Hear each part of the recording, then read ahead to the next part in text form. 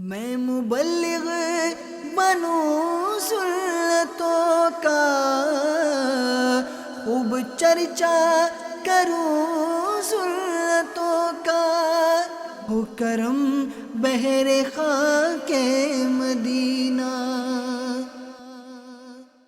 الحمدللہ رب العالمین، والصلاة والسلام علی سید المرسلین،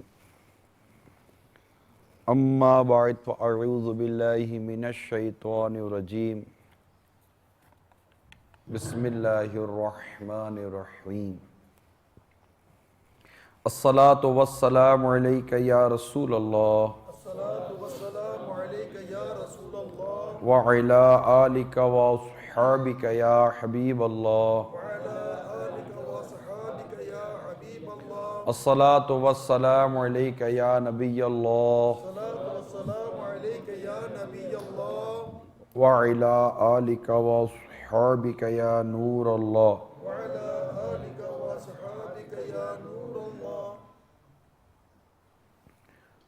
فرمان مصطفیٰ صلی اللہ تعالی علیہ وآلہ وسلم ہے، جس نے کتاب میں مجھ پر درود پاک لکھا تو جب تک میرا نام اس میں رہے گا فرشتے اس کے لیے استغفار کرتے رہیں گے۔ صلو علی الحبیب صلی اللہ تعالی علی محمد۔ حضرت سیدنا جریر بن عبداللہ رضی اللہ تعالی عنہ سے روایت ہے کہ سرکار مدینہ صلی اللہ تعالی علیہ وسلم نے ہم سے ارشاد فرمایا،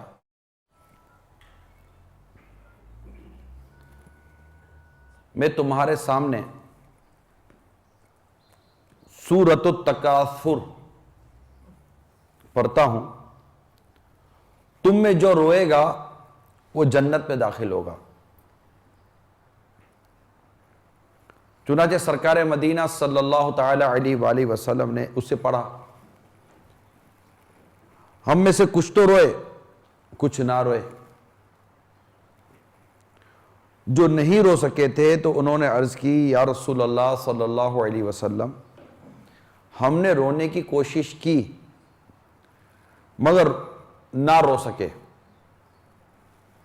سرکار مدینہ صلی اللہ تعالی علیہ وآلہ وسلم نے ارشاد فرمایا، میں تمہارے سامنے اسے دوبارہ پڑھتا ہوں، جو روئے گا اس کے لیے جنت ہوگی، اور جو نہ رو سکے گا وہ رونے کی سی شکل ہی بنا لے۔ میرے میٹھے میٹھے اور پیارے پیارے اسلامی بھائیوں، قرآن پاک کی آخری پارے کی 8 آیتوں پر مشتمل سورہ تکاثر، جس کے پڑھنے والے کو 1000 آیتیں پڑھنے کا ثواب ملتا ہے۔ اس میں قبر و آخرت اور جہنم کا انتہائی لرزہ خیز بیان ہے۔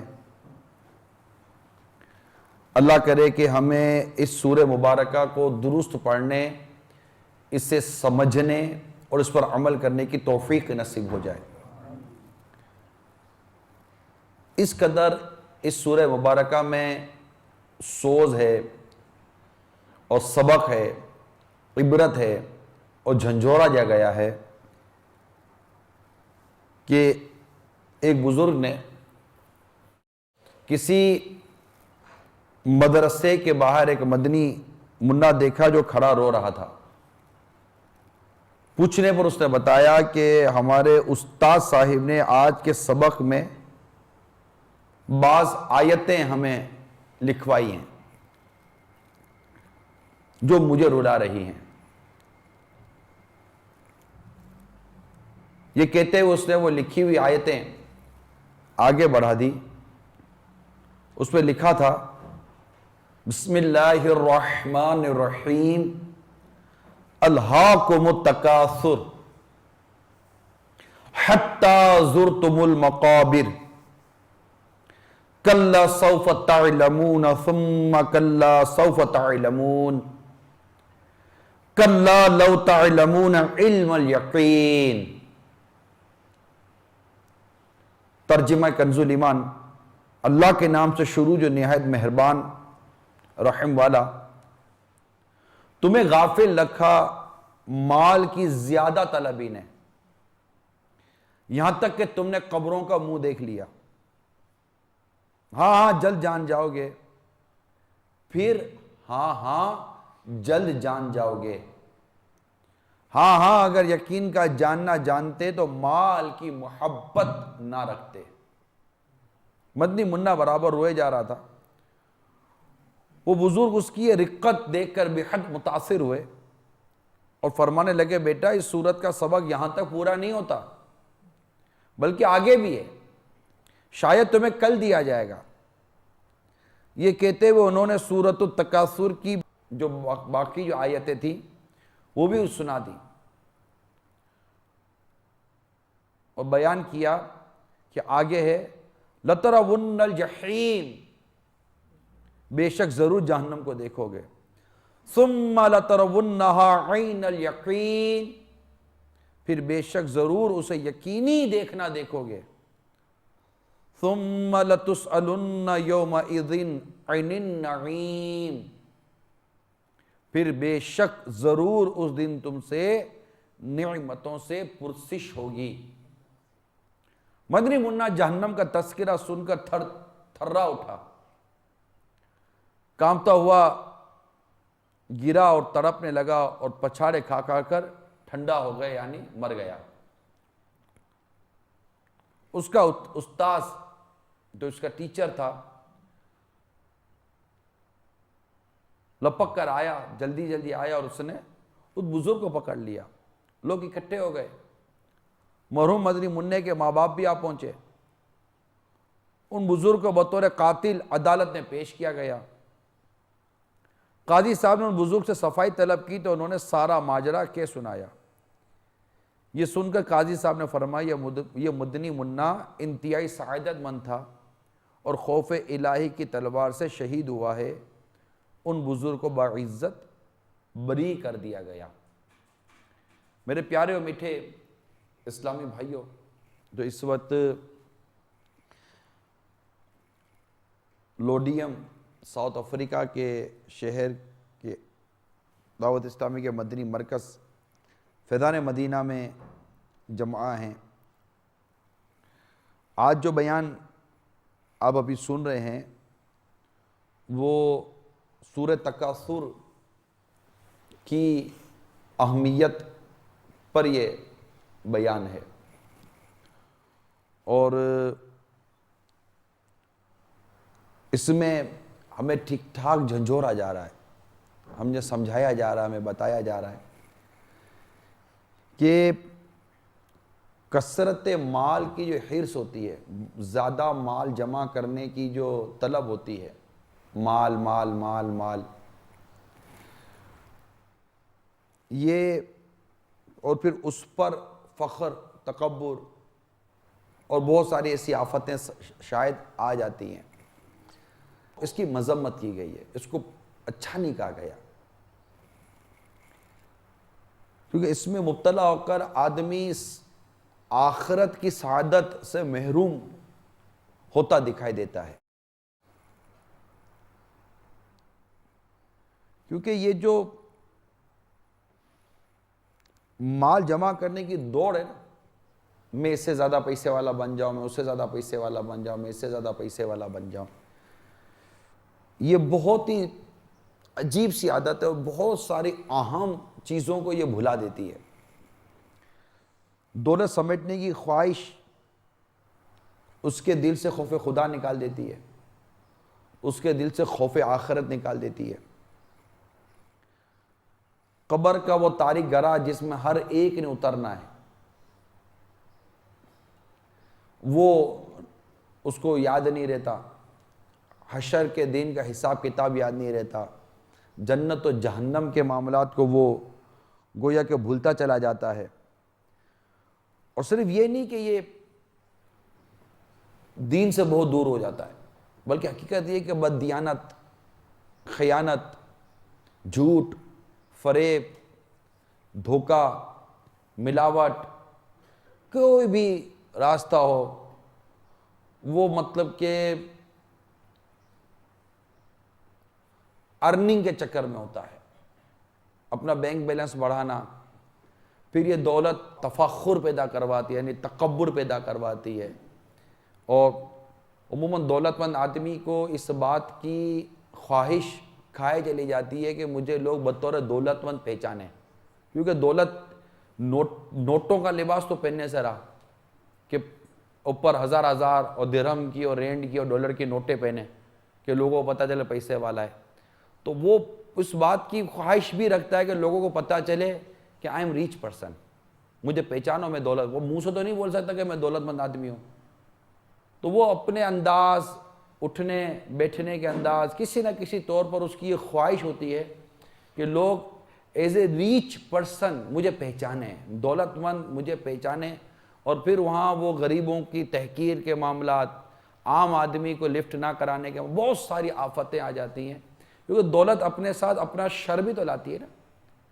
ایسا تو نہیں نا کہ صرف دولت آ گئی اور نارملی آ گئے، دولت کے ساتھ شر آتا ہے. تو اس شر میں بھی لوگ مبتلا ہو جاتے ہیں اور اس طرح وہ بہت سارا اپنا نقصان کر جاتے ہیں. ایون کہ دولت کمانے میں انسان یہاں تک کہ اپنی آبرو تک داؤ پہ لگا دیتا ہے، عزت داؤ پہ لگا دیتا ہے. یار دیکھا جائے گا، دیکھ تو لو، کر تو لو، دیکھ لیں گے. عزت داؤ پہ لگتی ہے، اس کی شہرت داؤ پہ لگتی ہے، دنیا اور آخرت سب داؤ پہ لگا دیتا ہے. کسی صورت دولت آنی چاہیے. یہ دولت کمانے والوں کی ایک میں مینٹیلٹی، میں نہیں کہتا 100%، لیکن ایک مینٹیلٹی کو میں نے تھوڑا سا ڈیفائن کرنے کی آپ کو کوشش کی کہ اس طرح کی مینٹیلٹی لوگوں کی جب اس کو پیسہ کمانا ہوتا ہے تو بن جاتی ہے. آپ دیکھیے کہ سرکار مدینہ صلی اللہ تعالیٰ علیہ وآلہ وسلم نے کتنے پیارے انداز سے ہمیں ارشاد فرمایا کہ اگر کسی شخص کے پاس سونے سے بھری ہوئی ایک وادی ہو، سونے سے بھری ہوئی ایک ویلی ہو، تو اس کی خواہش ہوتی ہے کہ کاش اس کے پاس اس کے بجائے سونے سے بھری ہوئی 2 وادیاں یعنی 2 ویلیاں ہوتی، 2 ویلی ہوتی. اس کے منہ کو یا اس کے پیٹ کو صرف قبر کی مٹی ہی بھر سکتی ہے. یعنی یہاں جو ہے نا بس نہیں ہے.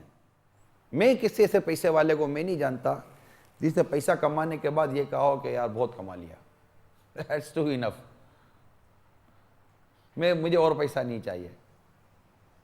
تو ایسا میں تو کسی سے پیسے والے کو نہیں جانتا، کیونکہ اگر ایسا کوئی پیسے والا کہے بھی کہ میں ایسا ہوں تو پھر وہ دن رات دکان پہ کیا کر رہا ہوتا ہے؟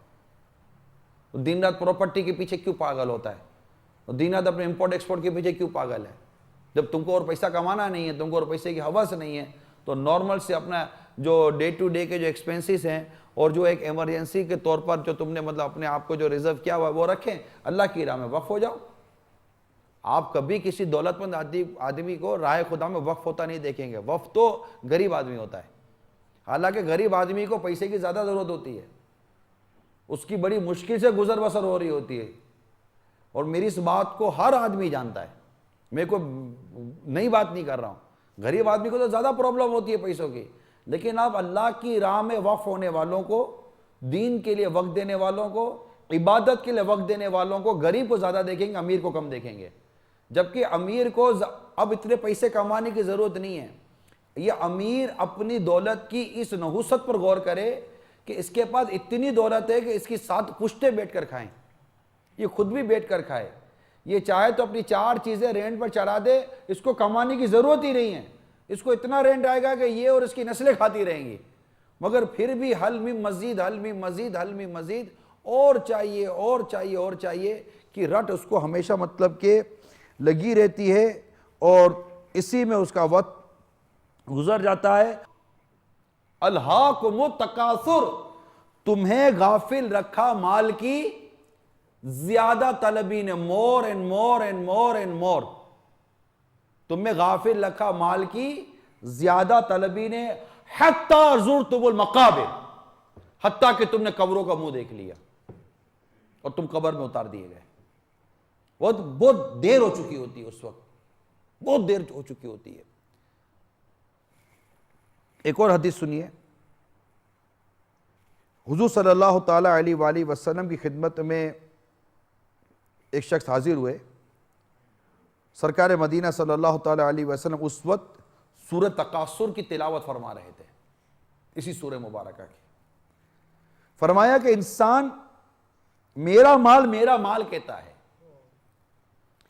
اے فرزند آدم، کیا تمہارا مال کچھ ہے سوائے اس کے جو تم نے کھایا اور فنا کر دیا، یا پہنا اور بوسیدہ کر دیا اور صدقہ کیا، اس مال کو اپنے لیے آگے بھیج دیا تاکہ قیامت کے روز کام آئے؟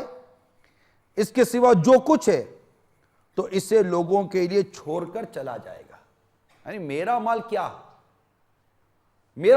ہے؟ جو کھایا، پیا، پہنا، پرانا ہو گیا، صدقہ کر دیا کہ قیامت کے دن مرنے کے بعد مجھے ملے گا، وہی میرا مال ہے نا۔ اب جو بچ گیا وہ میں کیا کر رہا ہوں؟ چھوڑ کے جا رہا ہوں۔ وہ میرا مال تھوڑی تھا، میرے وارثوں کا مال تھا۔ ایک حدیث پاک بڑی واضح ہے کہ سرکار صلی اللہ تعالیٰ علیہ وسلم کو ارشاد فرمایا کہ تم میں سے کون ہے جو اپنے مال سے زیادہ وارثوں کے مال کو پسند کرتا ہے؟ تو عرض کی گئی کہ ہر ایک اپنے مال کو زیادہ پسند کرتا ہے۔ تو فرمایا تمہارا مال ہوا ہے جو تم نے آگے بھیجا، جو تم چھوڑ کے مرتے ہو تو تمہارے وارثوں کا مال ہے۔ تو اصل جو چیز ہے نا وہ ہے راہ خدا عز و جل میں خرچ کرنا، اور مال کی محبت میں آ کر، مال کی الفت میں آ کر اللہ تبارک و تعالیٰ کی بندہ نافرمانی نہ کرے۔ یعنی مال کمانے میں نمازیں چھوڑ دیتا ہے، مال کمانے کے چکر میں یہ جھوٹ بولتا ہے، مال کمانے کے چکر میں بددیانتی کرتا ہے، اوور انویسٹ کرتا ہے، انڈر انویسٹ کرتا ہے، ٹیکس کی چوریاں کرتا ہے، بجلی کی چوریاں کرتا ہے، خیانتیں کرتا ہے، اس کا مال دباتا ہے، اس کا قرضہ دباتا ہے، اس کی ڈیوز دبا لیتا ہے، اتنا ظلم و ستم، اتنی زیادتی کرتا ہے کہ بس میرے پاس مال رہنا چاہیے، میرے پاس مال لانا چاہیے، میرے پاس مال لینا چاہیے۔ یہاں تک کہ پیٹرول ختم ہو رہا ہوتا ہے نا، اس کو پتہ ہے کہ پیٹرول آفٹر آل میں نہیں بڑھانا ہے۔ گاڑی کا پیٹرول ختم ہو رہا ہے، دیکھ رہا ہے کانٹا نیچے آ رہا ہے، ریڈ لائن تک کانٹا آ گیا، اس کو پتہ ہے کہ آگے 2 گھنٹے کے بعد پیٹرول مجھے بھرانا ہے۔ یہ 2 گھنٹے کا ٹینشن، 2 گھنٹے کا پین لے لے گا، پر 2 گھنٹے پہلے پیٹرول نہیں بھروائے گا، کیونکہ وہ نوٹیں نکالنا اس کی تھوڑا سا نا بھاری پڑتا ہے۔ یہ محبت ہے، مال کی محبت ہے۔ ابھی جیسے یہاں پر آپ وہ جھولی گھما دیں، وہ جو نہیں مسجد کا چندہ کرتے ہیں، تو آپ کے جیب میں جیسے آپ رینٹ یہاں ہوتا ہے، میں روپیز کی بات کر رہا ہوں، مثال کے طور پر 1000 آپ نے 1000 روپے دینے، 2000 کی نوٹیں اگر آپ کی جیب سے نکلیں گی تو ایک نوٹ بالکل کڑک ہوگی، بالکل فریش برانڈ نیو نوٹ، اور ایک پرانی نوٹ ہوگی نا، تھوڑی سی دھاگ دبے والی اور تھوڑی سی گلی سڑی ہوئی۔ یہ قدرتی تو حالانکہ دونوں 1000 روپیہ ہی ہے، 999 روپے کی نوٹ نہیں ہے، وہ 1000 روپے کی نوٹ ہے، لیکن ہم کرک نوٹ اللہ کی راہ میں نہیں دیں گے، کرک نوٹ جیب میں رکھیں گے، وہ پرانی نوٹ ڈال دیں گے جھولی کے اندر۔ یہ ہے یا نہیں ہے نیچر ہمارا؟ وہ حالانکہ دونوں کی ویلیو سیم ہے، مگر وہ نوٹ چونکہ کرک ہے نا، دل لگا ہوا اس کے اندر، چمک اس کی دیکھ دیکھ کر آنکھیں ٹھنڈی ہو رہی ہیں۔ نوٹ نوٹ، نیکی اعمال نامے میں نہیں ہے، نہیں نکلتی، نوٹ جیب میں نہیں ہے، سب نکلتا ہے، تکلیف ہوتی ہے، پریشانی ہوتی ہے، نیند اڑ جاتی ہے۔ یہ سب ہماری دنیا کی محبت کا نتیجہ ہے۔ خیر، تو فرمایا گیا یہ تو مال کا تھا، آگے آئیے تو فرمایا ہاں جلد جان جاؤ گے، کلا سوف تعلمون، کیا جلد جان جاؤ گے؟ نزا کے وقت اپنے اس حال بد کا نتیجہ جو تم نے اپنا حال بنایا ہوا ہے نا، جلد جان جاؤ گے کہ اس کا تمہیں نتیجہ کیا ملتا ہے۔ پھر فرمایا ثم کلا سوف تعلمون، پھر ہاں جلد جان جاؤ گے، یعنی قبروں میں۔ پھر فرمایا کلا لو تعلمون علم الیقین، ہاں اگر یقین کا جاننا جانتے تو مال کی محبت نہ رکھتے۔ اتنا یقین ہوتا تمہیں، تمہارا بلیو اس قدر پختہ اور اس قدر مضبوط ہوتا تو تم مال کی محبت دل میں نہ بساتے، یعنی اور حرص سے مال میں مبتلا ہو کر آخرت سے غافل نہ ہو جاتے۔ اس بات کو نہ بھولتے کہ تم پر نزا کا وقت آنے والا ہے، موت کا وقت آنے والا ہے، قبر کا وقت آنے والا ہے، قیامت قائم ہوگی، حساب کتاب کا معاملہ ہوگا۔ اتنی دولت کا حساب دیں گے کیسے؟ کبھی سوچا اتنے مال کا حساب دیں گے کیسے؟ امام غزالی علیہ رحمت اللہ الوالی فرماتے ہیں اگر مال 100% ہی حلال ہے، حلال ہی کمایا اور حلال ہی میں خرچ کیا، تب بھی مال کا حساب دینے کا جو معاملہ ہے نا وہ یہ بات کا اعلان کرتا ہے کہ زیادہ مال نہیں ہونا چاہیے. اتنا حساب کون دے گا؟ سیدنا عبد الرحمن بن عوف رضی اللہ تعالیٰ عنہ جو صحابہ کرام میں سب سے زیادہ مالدار تھے، ان کے بارے میں حدیث میں آتا ہے، امام غزالی علیہ رحمت اللہ علیہ نے حدیث نقل کی ہے کہ سیدنا عبد الرحمن بن عوف رضی اللہ تعالیٰ عنہ جو صحابہ میں سب سے زیادہ پیسے والے تھے، فرماتے ہیں کہ تمام صحابہ میں سب سے آخر میں جنت میں داخل ہونے والے عبد الرحمن بن عوف ہوں گے رضی اللہ تعالیٰ عنہ، جو گھٹنوں کے بل گھسیٹے ہوئے جنت میں داخل ہوں گے، جن کا ایک نوالا ان کے مال کا، ایک ذرہ ان کے مال کا، ایک سکہ اگر ہمارے پیٹ میں چلا جائے، ہمارا گمان ہے، یقین کامل ہے، ہماری مغفرت کر دے اللہ، ان کے ایک نوالے کے صدقے میں ہماری گناہوں کو بخش دے. اور ہمارے مال کا تو ٹھکانہ ہی کوئی نہیں ہے، ہمیں تو پتہ ہی کوئی نہیں ہے کہ ہم جو کماتے وہ حلال ہے یا حرام ہے. ہم تو جھوٹ بول کر، رشوتیں دے کر، بددیانتیاں کر کے، طرح طرح کی ملاوٹیں کر کے، طرح طرح کے فتنے فساد برپا کر کے، کتنوں کا مال کھا کر، طرح طرح کی آفتوں کو اپنے لیے پیدا کر کے 2 پیسے کماتے ہیں. نماز کا ہمارا ٹھکانہ نہیں ہے، عبادت کا ہمارا ٹھکانہ نہیں ہے، فرض علوم کا ہمارا ٹھکانہ نہیں ہے، عبادت و ریاضت ہمیں نہیں آتی. ارے آتا ہی کیا ہے ہم کو؟ صرف ایک ہی دھن ہے، صرف ایک ہی دھن ہے، پیسہ چاہیے. نیڈ منی، صرف پیسہ چاہیے، اونلی پیسہ پیسہ پیسہ، دولت کاروبار دولت کاروبار دولت کاروبار دولت کاروبار. صبح اٹھنا ہے دولت کے لیے، رات کو سونا ہے دولت کے لیے، دنیا میں سفر کرنا ہے دولت کے لیے، سونا ہے دولت کے لیے، اٹھنا ہے دولت کے لیے. اللہ اور اس کے رسول کے لیے کون سفر کرے؟ اللہ اور اس کے رسول کے لیے کون سوئے؟ اللہ اور اس کے رسول کے لیے کون جاگے؟ اللہ اور اس کے رسول کے لیے کون جیتا ہے؟ یہاں تو جو بھی جیتا ہے مال و دولت کے لیے جیتا ہے، اور چاہتا ہے کہ میرا مال و دولت بڑھے، میں اس سے آگے بڑھ جاؤں. ارے کسی سے نیکیوں میں بھی آگے بڑھنے کا سوچا؟ یار 5 ٹائم نماز وہ بھی پڑھتا ہے، 5 ٹائم جماعت سے نماز میں بھی پڑھتا ہوں، کیوں نہ میں اپنے منامہ اعمال میں تہجد کا اضافہ کر دوں؟ ارے فرض روزے وہ بھی رکھتا ہے، فرض روزے میں بھی رکھتا ہوں، کیوں نہ میں اپنے روزوں میں نفلی روزوں کا اضافہ کر دوں؟ کون یہ سوچتا کون ہے؟ نماز تو وہ بھی پڑھتا ہے، جماعت سے میں بھی پڑھتا ہوں، میں کیوں نہ پہلی سب پہ تکبیر اولا کے ساتھ پڑھنے والا بن جاؤں؟ یعنی مال اور دولت ہی میں آگے بڑھ رہا ہے، لیونگ اسٹینڈرڈ میں آگے بڑھ رہا ہے، لائف اسٹائل میں آگے بڑھنا ہے، اسٹیٹس میں ہی آگے بڑھنا ہے. اللہ اور اس کے رسول کے ذکر کے لیے، جنت کے لیے آگے نہیں بڑھنا. جنت جو اللہ تعالیٰ نے نیکوکاروں کے لیے تیار کر رکھی ہے، متقیوں کے لیے تیار کر رکھی ہے، عبادت کرنے والوں کے لیے تیار کر رکھی ہے. تو اللہ تعالیٰ ہم سب کو مال و دولت کی ہوس سے محفوظ فرمائے. پھر فرمائے لَتَرَوُنَّ جَحِیم، بے شک ضرور جہنم کو دیکھو گے مرنے کے بعد. ثُمَّ لَتَرَوُنَّهَا عَيْنَ الْيَقِينِ، پھر بے شک ضرور اسے یقینی دیکھنا دیکھو گے. ثُمَّ لَتُسْأَلُنَّ يَوْمَئِذٍ عَنِ النَّعِيمِ، جو اللہ تعالیٰ نے تمہیں عطا فرمائی، یعنی پھر بے شک ضرور اس دن تم سے نعمتوں سے پرسش ہوگی. نعمتوں کے بارے میں پوچھا جائے گا کہ جو اللہ تعالیٰ نے تمہیں عطا فرمائی، تمہیں صحت، فراغ یعنی صحت ملی، فراغت یعنی فرصت ملی، امن عطا کیا، عیش اور مال عطا کیا تمہیں، جن سے دنیا میں تم لذتیں اٹھاتے تھے. پوچھا جائے گا یہ چیزیں کس کام میں خرچ کی، ان کا کیا شکر ادا کیا، اور ترک کے شکر پر عذاب کیا جائے گا. تو میرے میٹھے اور پیارے اسلامی بھائیوں، یہ سورۃ تکاثر جو قرآن مجید کے 30ویں پارے میں ہے، اور ترتیب کے حساب سے سورت نمبر 102، جس میں کل 8 آیتیں ہیں، اس کے متعلق چند مدنی پھول نے بیان کرنے کی کوشش کی. الغرض عرض کرنے کا مقصد یہ ہے کہ اب بیان کے علاوہ کہ ہم اپنی زندگی کو راہ خدا عز و جل میں گزارنے کی کوشش کریں کہ ایک دن مرنا ہے، آخر موت ہے، کر لے جو کرنا ہے، آخر موت ہے. یقین مانے ہم سب مرنے والے ہیں، مرنے والے ہیں. آج کس کی باری ہے آپ میں سے، مجھ میں سے کوئی بھی نہیں جانتا.